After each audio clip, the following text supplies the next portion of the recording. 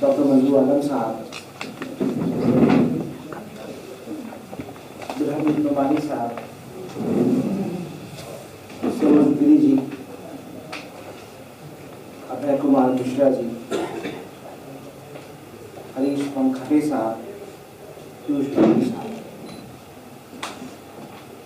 पिछले 2 घंटे में जो इंटेलेक्चुअल गुफ्तगू हुई है, उस गुफ्तगू ने कई जावियों को खोला है और दिलचस्प बात ये रही है कि मकालमा हुआ है, ये डायलॉग हुआ है। मैंने बहुत कुछ समझने की यहाँ कोशिश की है। मैं उस इंटेलेक्चुअल लेवल पर तो गुफ्तगू नहीं करूँगा जो हमारे एकेडमिशियंस ने यहाँ पर बात सामने रखी है, लेकिन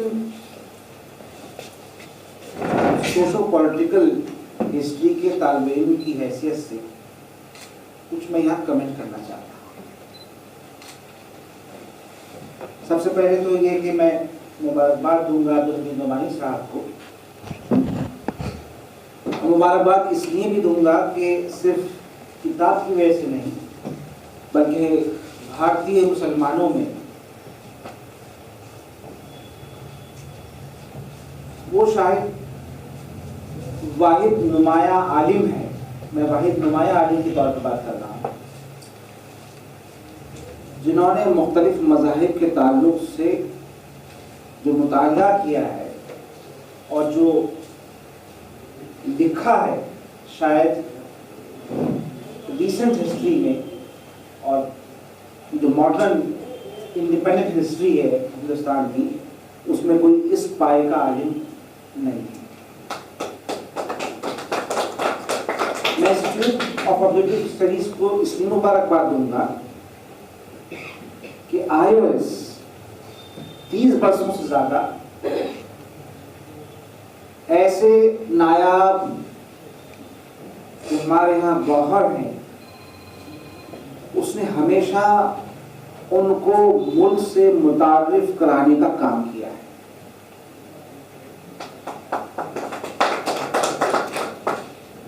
और मैं आज की महफिल के तमाम शुरागा को इसलिए मुबारकबाद दूंगा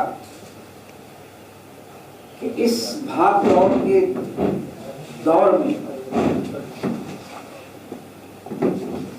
हम सब यहाँ पर बैठकर कुछ अपने दानिशों की गुफ्तगू कर रहे हैं। इन तमीदी कलमात के बाद कुछ मेरे कमेंट्स। देखिए, मुझे सबसे बड़ी प्रॉब्लम,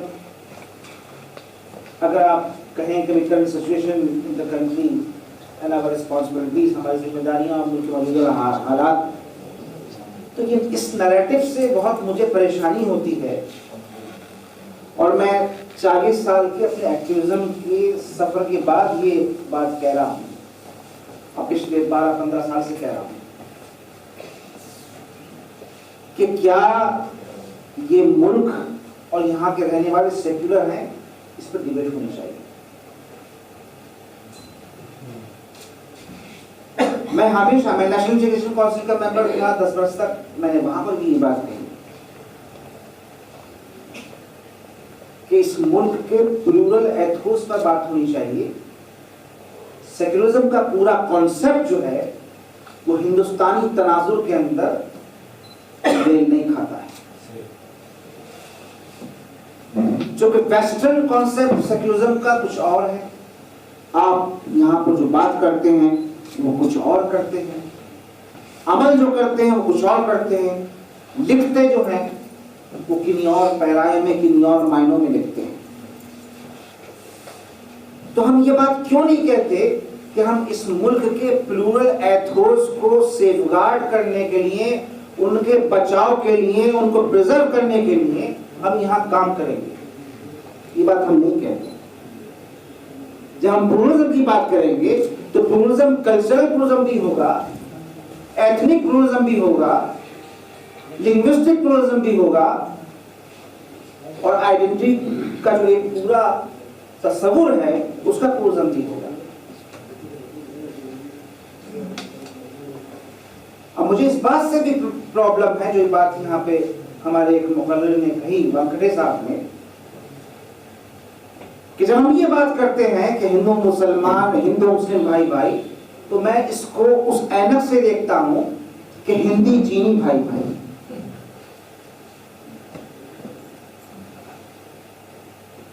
इस मुल्क के जो आइडेंटिटीज हैं वो आइडेंटिटीज सिर्फ रिलीजन पर नहीं है। मेरी अपनी समझ के मुताबिक एक मखसूस तबके ने तमाम लोगों को हिंदू बना दिया,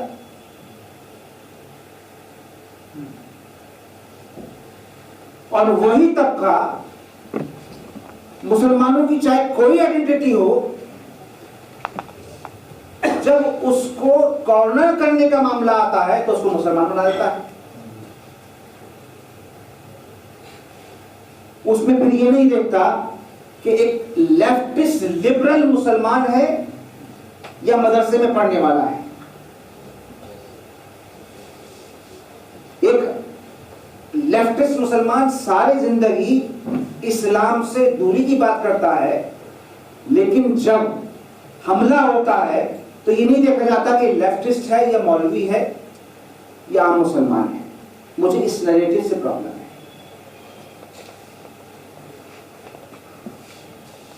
यहां पर कॉर्पोरेट रूल की बात की, मैं सिर्फ तारीख के झोंके से कॉर्पोरेट के रोल पर जो कम्युनिज्म का असर है उस पर एक वाकया 2 लाइन का बताना चाहता हूं कि जब मुल्क के अंदर इंटीरियम गवर्नमेंट थी, मुस्लिम लीग और कांग्रेस पार्टी के मुश्तरका गवर्नमेंट थी, और नवाब लियाकत अली खान उसके फाइनेंस मिनिस्टर थे, तो पहली बार मुल्क के अंदर कॉर्पोरेट टैक्स का तस्वुर फाइनेंस मिनिस्ट्री ने दिया। ये हकीकत है कि उस वक्त के कॉर्पोरेट हाउसेस, जो आप नई इस्तिलाह कॉर्पोरेट हाउस नई इस्तिलाह है, लेकिन उस वक्त के पूंजीपति जिनको बिरला और बजाज रिप्रेजेंट कर रहे थे, they went together in a joint delegation to the Congress leadership and influenced the Congress party। ये सब चलने वाला नहीं।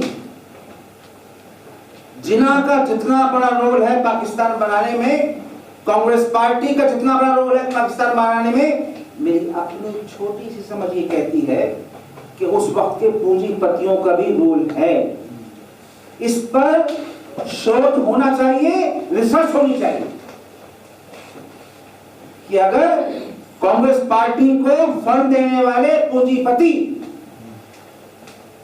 अगर कॉर्पोरेट टैक्स की मुखालफत ना करते तो शायद इंटीरियम गवर्नमेंट का टेन्योर जो है शायद बढ़ जाती, और हो सकता है कि कुछ दूसरे हालात होते हैं। कॉर्पोरेट हाउसेस ने हमेशा कम्युनल पॉलिटिक्स को बढ़ावा दिया है, आजादी से पहले भी और आजादी के बाद भी। मैं ये इसलिए कह रहा हूं कि जनसंघ का जब जन्म हुआ तो किसने उसको फंडिंग किया? कॉर्पोरेट हाउसेस ने किया, रजवाड़ों ने किया, पैसे वालों ने किया, पूंजीपतियों ने किया।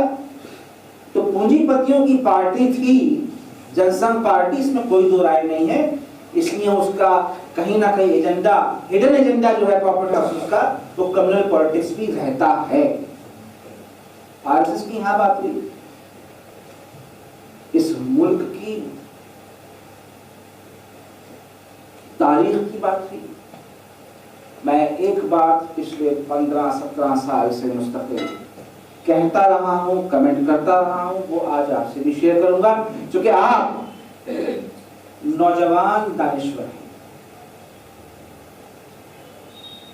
जो हमारे बुजुर्ग दानिश्वर हैं वो एक अपने कैनवस के अंदर उन्होंने जिंदगी गुजारी है, लेकिन बीबी शोध का मैं समझता हूं कि मैदान होना चाहिए कि आरएसएस का जब जन्म हुआ वो रिवाइवल था उस पॉलिटिक्स का जिस पॉलिटिक्स ने इस मुल्क के अंदर शंकराचार्य दिए, और जिस पॉलिटिक्स ने इस मुल्क की सरहदों से बाहर बौद्ध धर्म के मानने वालों को सीमित कर दिया। क्या वजह है कि एक ऐसा अजीम मजहब जो अदम तशद्दुद पर, नॉन वायलेंस पर बिलीव करता था, उसके मानने वालों को यहां से नेस्त और नाबूद कर दिया गया। क्या वजह है? इसीलिए मैं ये कहता हूं कि इस मुल्क की तारीख कम्युनल तारीख है जिस पर शोध होना चाहिए और इस पर बात नहीं होती। हम बराबर ये कहते हैं कि हम इस मुल्क की भारतीय संस्कृति जो है वो बड़ी चैन और अमन और की संस्कृति है, और बहुत हमारा जो पास्ट है वो बहुत ही पीसफुल पास्ट है। ऐसा नहीं। जब हम ये बात कहते हैं तो हम तारीख की उन नाइंसाफियों को और उस अजीम मजहब के मानने वालों के साथ बेइज्जती करते हैं जिनको इस मुल्क ने चुन चुन कर इस मुल्क से दरबदर ही नहीं किया, बल्कि इसकी मुल्क की सरजमीन से खत्म कर दिया। इस पर बात क्यों नहीं होती? कुछ कुछ अब लिखा जाने लगा है, मैंने कुछ कुछ देखा है, कहीं कहीं देखता हूं मैं। मुसलमानों के ताल्लुक से मैं ये कहता हूं कि मुसलमान जो इस्लाम का मानने वाला है, मैं सिर्फ मुसलमान नाम की बात नहीं कर रहा हूं, वो कभी भी संघ और हिंदुत्व पॉलिटिक्स के एसिमिलेशन की पॉलिसी को एक्सेप्ट नहीं कर सकता है। इस मुल्क में आजादी के बाद तकरीबन 32 वर्षों तक क्रिश्चियनिटी के मानने वालों के साथ कोई पॉलिटिकल और फिजिकल वायलेंस नहीं हुआ। उसकी वजह सिर्फ ये थी कि उन्होंने एसिमिलेशन को रेजिस्ट नहीं किया था आजादी के बाद। लेकिन 80 की दिहाई में जब शुरुआत हुई और उन्होंने पॉलिटिकल एसिमिलेशन, आइडेंटिकल एसिमिलेशन को रेजिस्ट करना शुरू किया, तो संघ और हिंदुत्व की राजनीति क्रिश्चियनिटी के सामने खड़ी हो गई। ये भी एक हिस्ट्री है। इस पर हम बात क्यों नहीं करते? इस पर हमें शर्म क्यों आती है बात करने में? एक बात रिप्रेजेंटेशन की है मौजूदा हालात के ताल्लुक से। मुसलमानों की शिकायत रहती है, जो मुल्क का एक बड़ा मसला है, कि उसका पॉलिटिकल रिप्रेजेंटेशन नहीं होता। लेकिन ये भी हकीकत है कि 400 प्लस असेंबली में उत्तर प्रदेश की जब 69 एमएलए थे तो मुजफ्फरपुर होता है, मुजफ्फरनगर होता है, और हम खामोश रहते हैं। मेरा अपना मानना यह है कि सेक्युलर पार्टीज के शिकायत करने की बजाय हमें सेक्युलर पार्टीज में, और सेक्युलर पार्टीज का मैं कहता हूं, सेक्युलर पार्टीज की अपनी कायदत को कटहरे में खड़ा करना चाहिए। क्योंकि वोट मांगते वक्त वो अली और मोहम्मद और नवेद और मंजूर बन जाते हैं, और जब ऐवान में पहुंचते हैं, हाउस में पहुंचते हैं, असेंबली में पहुंचते हैं, राज्यसभा में पहुंचते हैं, लोकसभा में पहुंचते हैं, और विप भी जारी ना हो सके, इंडिपेंडेंट पहुंचते हैं, तो हम पॉलिटिकल मास्टर्स के स्टूजी बन जाते हैं। इस पर भी हमें गौर करने की जरूरत है। अगर मौजूदा हालात में अगर हमें संभालना है तो हमें यह देखना है कि हमारी क़यादत कैसी हो और उनका मुहासबा किस तरह किया जाए। ये बड़ा एक चैलेंज है हमारे सामने। दलित मुस्लिम पॉलिटिक्स की यहां पर बात थी। देखिए, दलित और मुसलमान यहां बैठे हैं, मैं मुसलमानों के ताल्लुक से यहां बात करना चाहता हूं कि राजनीतिक गठबंधन से कुछ नहीं होने वाला है। राजनीतिक गठबंधन जो होते हैं वो वक्ती होते हैं। आज मायावती आपके साथ हैं, कल मायावती उनके साथ होंगी। आज अंबेडकर जी हमारे साथ हैं, कल मैं प्रकाश अंबेडकर की बात कर रहा हूं, आज अंबेडकर उनके हमारे साथ हैं, कल किसी के साथ होंगे। मेरा अपना मानना यह है कि मुसलमानों को सोशल इंजीनियरिंग करने की जरूरत है। इसकी एक मिसाल मैं बताऊं आपको कि अभी 2 साल पहले मैं प्रेस क्लब ऑफ इंडिया के अंदर मैं किसी काम से गया। वहां पर हम लोग 4-5 लोग बैठे थे एक टेबल पे। आप जानते हैं प्रेस क्लब जो जाने वाले हैं 4-5 सीट होती हैं। तो मैं जाके बैठा तो एक बड़े दलित, जो नाम नहीं बताऊंगा, एक बड़े दलित एक्टिविस्ट हैं, लीडर तो नहीं कहूंगा, एक्टिविस्ट हैं। इत्तेफाक से वो दाखिल हुए तो उन्होंने मेरी तरफ हाथ हिलाया, मैंने भी उनकी तरफ हाथ हिलाया। प्रेस क्लब के अंदर खाना जो है आने में बहुत देर लगती है, and you are taking lunch. तो मैंने उनसे कहा, मैंने कहा आप मेरी प्लेट में खाइए। बड़े आदमी, उनको तवक्को नहीं थी कि मैं अपनी प्लेट उनको ऑफर करूंगा और उनके हाथ की रोटी टूटी हुई मैं खाऊंगा, और जिस प्लेट के अंदर एक बोटी में खाना, तो एक हमने मखसूस मंगाया था ना, तो उसी बोटी को मैं तोड़ूंगा और उसी बोटी को वो तोड़ेंगे। मैंने उसके बाद देखा कि एक उनका रवैये में चेंज आया है। तो मैं ये कहता हूं कि आगे बढ़कर आपको प्लेट को शेयर करना पड़ेगा, सोशल इंजीनियरिंग करनी पड़ेगी, जब ये बात बनेगी। ये संघ वाले आपकी इस पॉलिटिक्स से जिसकी आपने मांगे साहब, परसों मोहन भगवत जी का एक बयान आया है, आपने तो शायद देखा, मरोड़ हो रही है। उन्होंने अंबेडकर को दलित समाज को याद दिलाया है।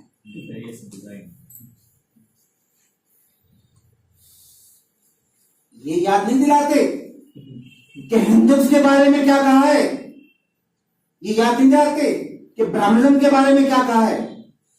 एक 2 सीटों पर, 1 सीट पर 3 सीटों पर अलायंस हुआ है, तो पूरे मुल्क के दलितों को इस बात को याद कराया जा रहा है कि अंबेडकर ने क्या कहा है। तो मैं समझता हूं कि जो शुरुआत दलित और मुस्लिम पॉलिटिक्स की शुरू हो रही है, जहां घंटी बजनी चाहिए बज रही है, हमें उसको एंजॉय करना चाहिए। आखिरी बात, हमारे पीयूष बबले साहब ने एक बात यहां पे कही। देखिए, ये इस बात को समझने की कोशिश करनी चाहिए हमें कि इस मुल्क के अगर मुसलमान पाकिस्तान जाने वाले होते तो चले गए होते, और अगर सारे मुसलमान पाकिस्तान की हिमायत करते तो इस मुल्क की डेमोग्राफी दूसरी होती, ये ना होती जिसमें हम और आप बैठे हुए हैं। मैं इस बात से बिल्कुल इत्तेफाक नहीं करता हूं कि मुसलमान का कम्युनिज्म आरएसएस के कम्युनिज्म के बराबर है। आरएसएस का कम्युनिज्म जो दूसरे कमजोर तबकात हैं उनको खत्म करने का कैंपेन है। और अगर मुसलमान अपने राइट्स की बात करता है, अपने जख्म को दिखाने की बात करता है, अपनी शिकायत करता है और अपने हक को पाने की बात करता है, तो ये कम्युनिज्म कहां का हो सकता है। मैं इस बात से मुझे हमेशा प्रॉब्लम होती है। तो हमें ये डिफरेंशिएट करने का बहुत बड़ा हमारे ऊपर जिम्मेदारी है कि हम एक दबे कुचले जो मेजोरिटेरियन डेमोक्रेसी का शिकार है और जिसको इस मुल्क ने उस तमाम वादों को भुलाकर सिर्फ एक कस्टमरी एक रिप्रेजेंटेशन दिया है, और तमाम पॉलिटिकल पार्टीज ने दिया है। मैं लेफ्ट के लोग भी बैठे हैं यहाँ पर, लेफ्ट के लोगों ने जो किया बंगाल के अंदर मुसलमानों के साथ, उसको तारीख नहीं भुला सकती। और हमने 2010 में आर्टिकल लिखा था, एक बड़ा पेपर लिखा था जो कॉम्बैट कम्युनिज्म ने भी छापा था, और जिसका जवाब प्रकाश कारक ने हिंदू में दिया था। मैंने कहा था कि जगलरी ऑफ कम्युनिस्ट जो है वो अब खत्म होने वाली है, अब काम नहीं करेगी। जो सलमान खुर्शीद के इस जुमले के साथ मैं अपनी बात खत्म करूंगा कि अच्छे आरएसएस वाले कांग्रेस में भी हैं और अच्छे उनकी उस जुमले को मैं आगे बढ़ाऊंगा कि अच्छे आरएसएस वाले कांग्रेस में ही नहीं थे, अच्छे आरएसएस वाले कम्युनिस्ट पार्टी में थे। अगर न होते तो मुसलमानों के साथ वो होता जो बंगाल में हुआ कि 30% आबादी, 26% तो सेंसस कहता ही है कि 26% आबादी का पॉलिटिकल रिप्रेजेंटेशन 4%, और जो मुस्लिम डोमिनेटेड बड़ा मकालमा हुआ मेरा इसके ऊपर सुभाषनी नेट के ऊपर सुभाषनी अली और फला फला फला कि जहां पर मुस्लिम डोमिनेटेड कॉन्स्टिट्यूएंसी है इसलिए हम नहीं लड़ाते कि हम कम्युनल पार्टी नहीं है, और जहां पर हिंदू डोमिनेटेड कॉन्स्टिट्यूएंसी है इसलिए लड़ाते कि वहां मुसलमान जीत नहीं सकता है। अजीब गरीब तस्वुर है।